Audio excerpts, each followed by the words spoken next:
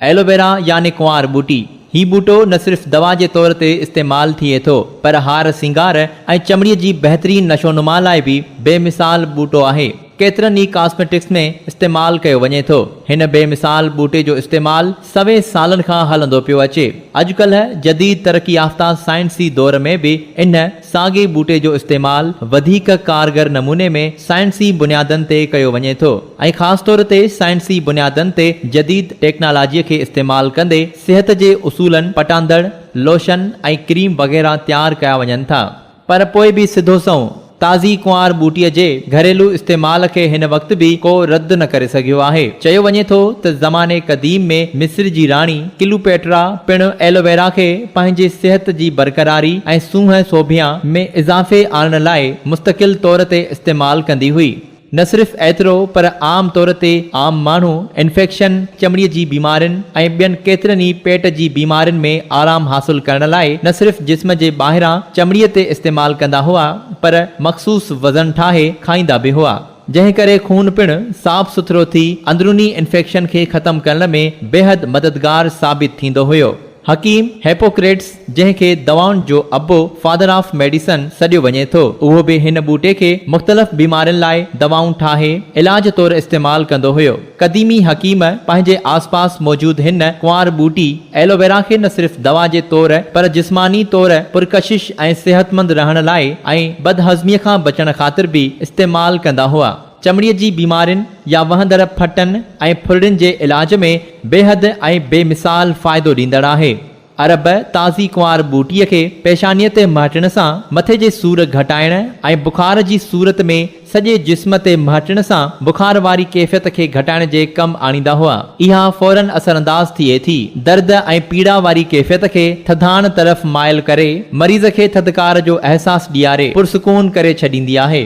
मौजूदा ज़माने में जेतिरियूं बि दवाऊं तोड़े आम तौरु इस्तेमाल थींदड़ लोशन, क्रीम, साबुण, पेस्ट, पाउडर मतिलब त जेतिरियूं बि मार्केट में मौजूदु कॉस्मेटिक्स आहिनि तिन मंझि कुंवार बूटीअ जो इस्तेमाल साइंटिफिक बुनियादनि ते कयो वञे थो।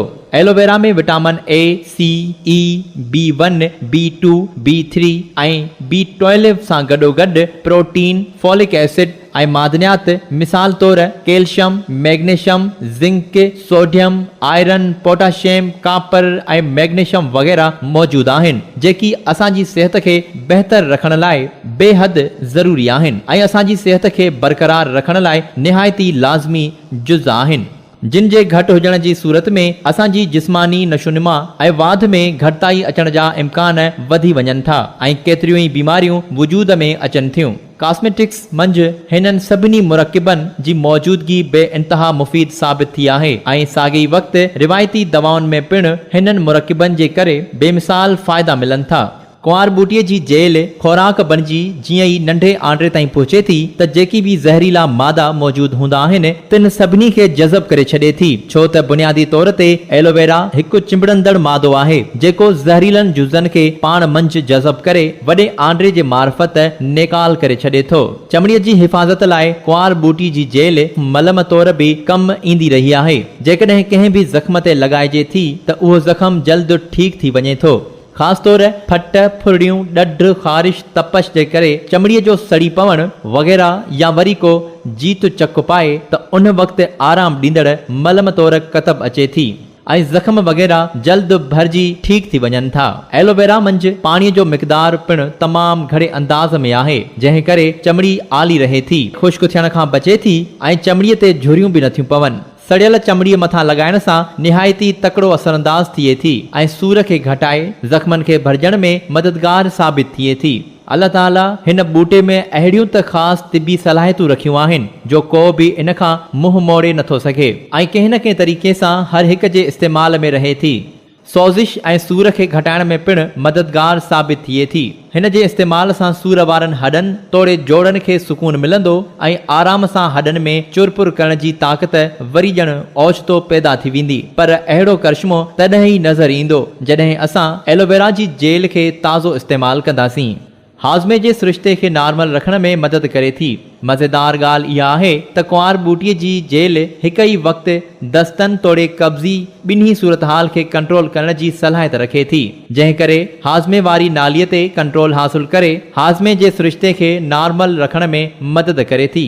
एलोवेरा मुरकिब वज़न घटि करण लाइ बि इस्तेमालु कयो वञे थो। हिन जे इस्तेमाल सां वज़न खे आसानीअ सां घटाए सघिजे थो ऐं साॻे ई वक़्तु चर्बीअ खे पिणु साड़े थी। कुंवार बूटी वारनि जी ख़ूबसूरती क़ाइमु रखण में पिणु मददगार साबित थी आहे। जेकॾहिं तव्हांजा वार ख़ुश्क ॿिनि मुंहंनि वारा ऐं टुटल फुटल लॻण शुरू थी वञनि ऐं वारनि मंझि ख़ुश्की नज़र अचे त फौरी तौर ते एलोवेरा जी जेल मथे ते चङीअ तरह लॻायो। इहो ई तव्हांजी मुश्किल जो आसान हल आहे। नतीजो तव्हांजे आॾो फौरी तौर ते नज़र ईंदो ऐं तव्हांजा वार तरोताज़ा, चमकंदड़, लसा ऐं साफ़ सुथरा नज़र अचण शुरू थी वेंदा।